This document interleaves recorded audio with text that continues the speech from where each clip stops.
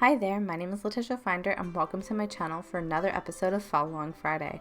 Today's episode is voiced over and sped up because they were testing the fire alarms in my building all day and, well, I didn't think you guys would want to hear that.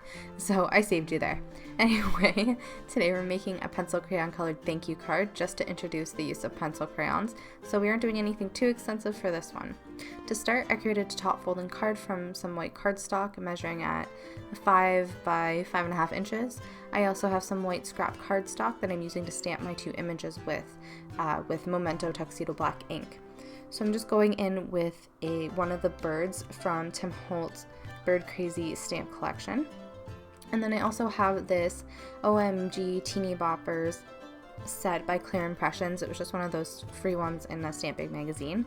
And there's a thank you and a speech bubble, and I'm using that one.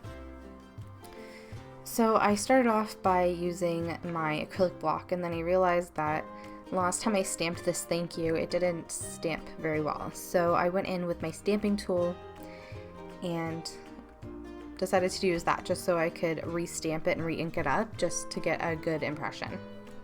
So I'm just going in and I'm putting some washi onto the scrap piece of paper that I am stamping on so it doesn't move around. And then I'm just going to pick up that stamp with my tool and ink it up and stamp it until I have the right amount of ink on the paper that I want.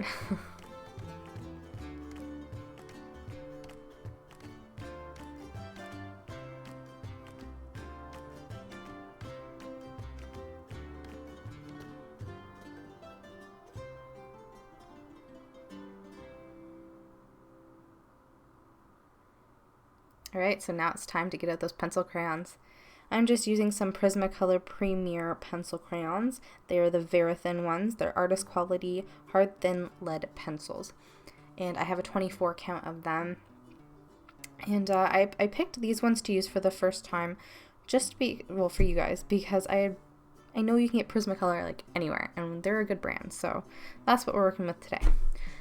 Alright, so I'm just starting off by coloring the beak, and I'm just going in very lightly with the orange. And I'm just going in and I'm giving it a base color, and then on the bottom part of the beak where the sketchy shadows are, I'm pressing harder.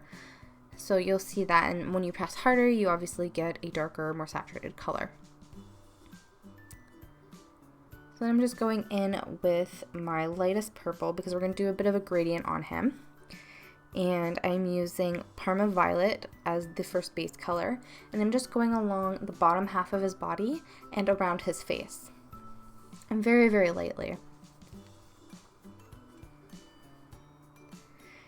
And my second color in the gradient is Dahlia Purple, and I'm just going in and I'm giving it, again, a light base coat in the middle part of his body there, and then I'm blending it slowly into the first color we put down there. And when you start off with this, I think it's a good idea to just get some scrap paper out and try to get a gradient. So to shade. So you're putting down a block of color, you want to work out very, very lightly and then slightly increase the pressure so that it's getting darker just before you start coloring on a card, so that you have a feel for what your pencil crayons feel like, what they look like, how the color comes out, just get used to them. So that third color there is actually more of a pink, and it's called Process Red. And I've just put that on the top part of his body there. And I'm going in with the different colors and I'm darkening up certain places and making the gradient more noticeable, like having the colors blend in a little bit more. And that's why I started off this bird very light, because you want to work it up. It's something that you want to gradually have the color work up into. Alright, and then for the shadows, all the little sketchy parts all over him, I'm just going back in with that Dahlia Purple, that middle color that we used, and I'm pressing hard so that I get a more saturated color. I'm just going in and I'm kind of adding some color to all those little sketchy lines that come into this stamp.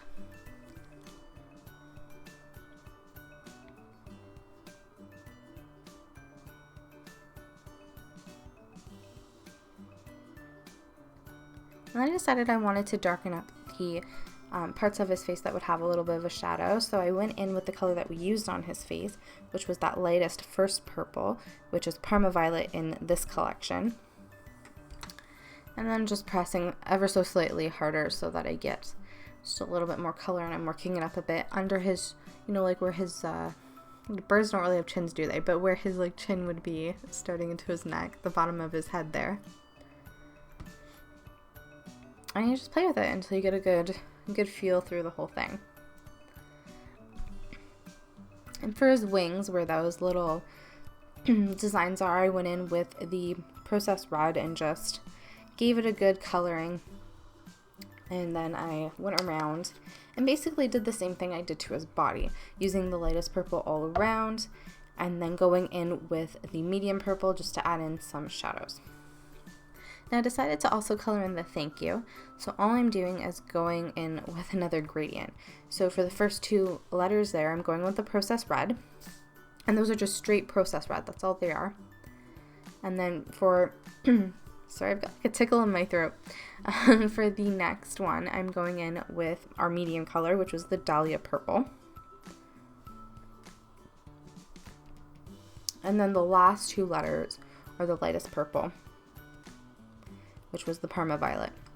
So to add it and make it look like a gradient, all of the letters in between the pairs of the straight color, I'm going in and I'm adding a light color, a light coloring around it of first the processed red, and then I'll go in with the color that's beside it, which would be the medium color, which is the Dahlia Purple, and then I'll just lightly go over it on the sides as well. So it's a blending, a gradient of the colors. And then I do the same thing with the Y and the YOU. And for the exclamation point, I'm just adding a mix of the colors. I'm not really doing anything specific to that. So then I'm just going around the speech bubble, and I'm just alternating the colors and blending them into each other. So I'm just lightly coloring around that line, and I go and I make it all the way around the whole speech bubble.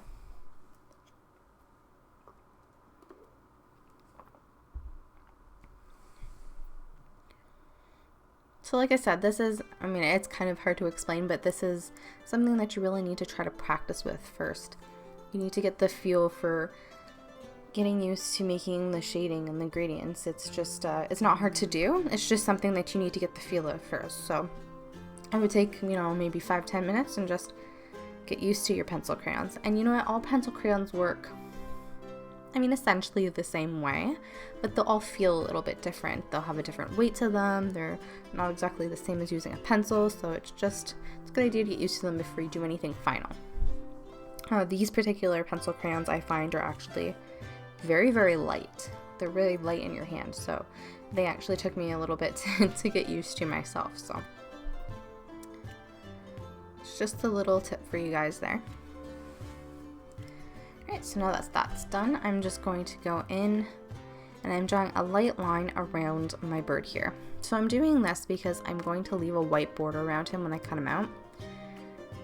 And I find that if I draw the line around first, I can cut a more even line around whatever I'm doing. And I realized that I forgot to give him a little shadow or a little floor under his feet, so I just went in with the processed red or sorry, not the processed red, with the Dahlia Purple, and just added that in.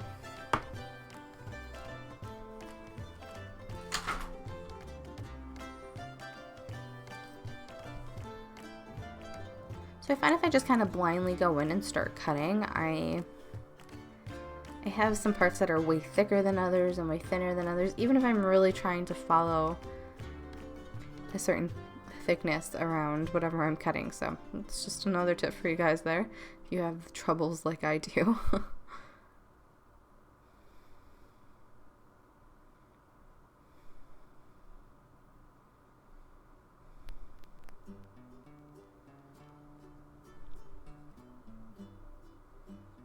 I mean, you guys certainly don't have to use the Prismacolor pencil crayons either. I thought I should probably mention that. Use whatever you have, Crayolas or some no-name brand. It really doesn't matter. Just get used to whatever you have. I just picked the Prismacolors because I know you can get them at like any art store, so I figured they'd be a good one to start you guys off with. And I'm just cutting out the thank you as well, and just doing the exact same thing with the drawn line around it. Alright, so now that those guys are cut out, we can start working on the rest of the card. And I just have some scrap designer paper here. I have actually used the same designer paper as a matte backing for the white card that I've already made. And I'm just gluing the bird and the thank you onto this same designer paper because I'm going to cut them out just the same way we did around the bird and the thank you, leaving the white border. We're gonna cut around them now, leaving this designer paper border.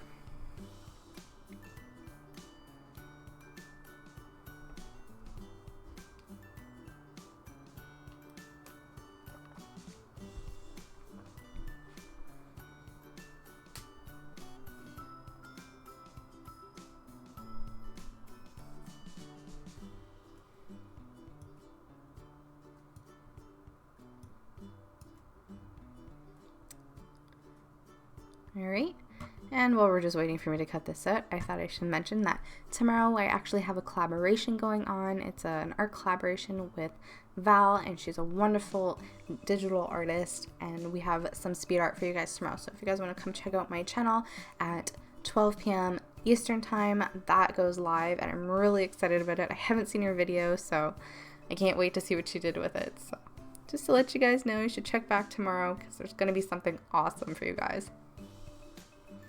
Alright, so now that those are cut out, I have another white mat cut out on top of the designer paper mats. Got a lot going on here. And I'm just trying to see if I've cut this small enough to fit onto the page, and I didn't. So what I did was I went back and I cut the border around the designer paper even smaller, so we have a really, really, really thin border on that. And I did the same to all of it just to make it all fit.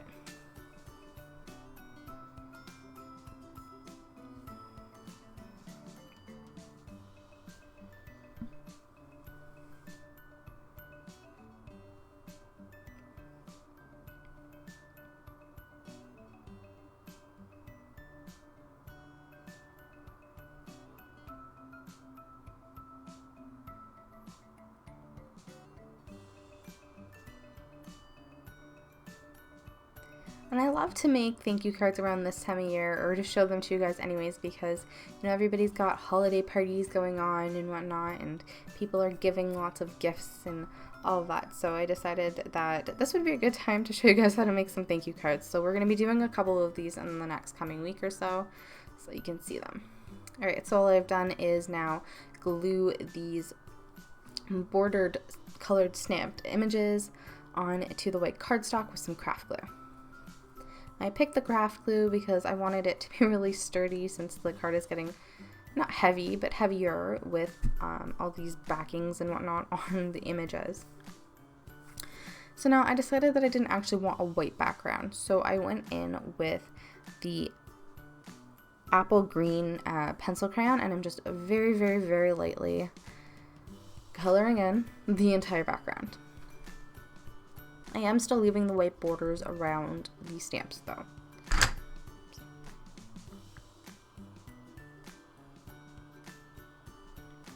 And also, just a little tip for you guys. So while you're using pencil crayons, you can actually erase them. They don't always erase completely, but you can lighten color with them. You can smooth out color with an eraser. And I tend to like kneaded erasers, so those are like the rubber, or they're not rubber, they're not hard rubber, they're like smooshy erasers. I don't know how to describe them, but they're not like solid. They're not like the hard rubber ones that you use in school. Anyways, so those are a lot softer, so if you just go over that, which I did in here, just to lighten it a bit and smooth it out, you can do that. If you find that your color isn't coming out quite right, it's not smooth enough for your liking, there is some techniques you can do, and we'll go over those in another video.